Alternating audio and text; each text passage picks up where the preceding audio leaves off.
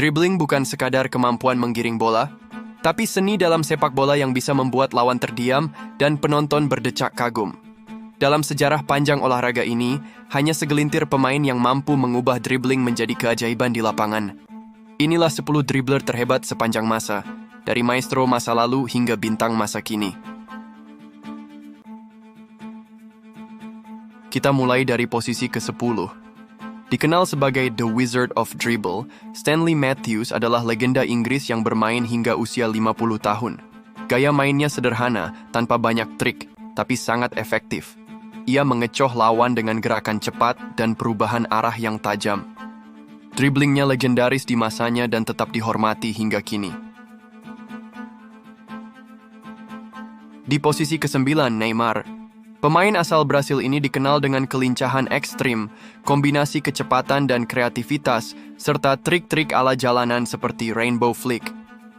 Dribbling Neymar tidak hanya memecah pertahanan lawan, tapi juga menyuguhkan hiburan, khas pemain Brasil sejati. Selanjutnya, di posisi ke-8 ada Eden Hazard. Saat masa jayanya bersama Chelsea, Hazard adalah mimpi buruk bagi para bek. Dengan perubahan arah super cepat dan kemampuan melindungi bola, ia sering memancing pelanggaran di area berbahaya. Dribblingnya seperti tarian cepat yang sulit diprediksi. Posisi ke-7 ditempati oleh Ronaldo, CEO fenomeno. Bukan hanya cepat, Ronaldo juga kuat dan punya teknik tinggi. Ia sering melesat dari tengah lapangan, melewati banyak pemain, dan mencetak gol dengan penyelesaian dingin. Salah satu dribbler paling eksplosif yang pernah ada.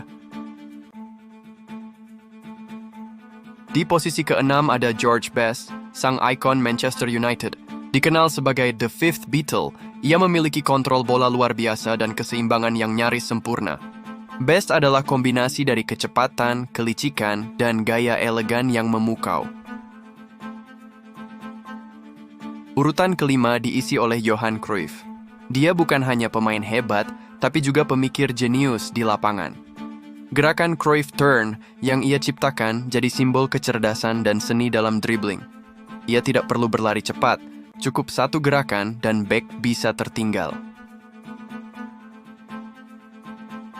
Di posisi keempat ada Garrincha, sang kegembiraan rakyat dari Brasil. Dengan postur tubuh unik dan kaki yang melengkung, Garrincha bisa melakukan trik yang sama berulang kali dan tetap berhasil melewati lawan. Dribblingnya seperti permainan anak kecil yang menyihir dunia.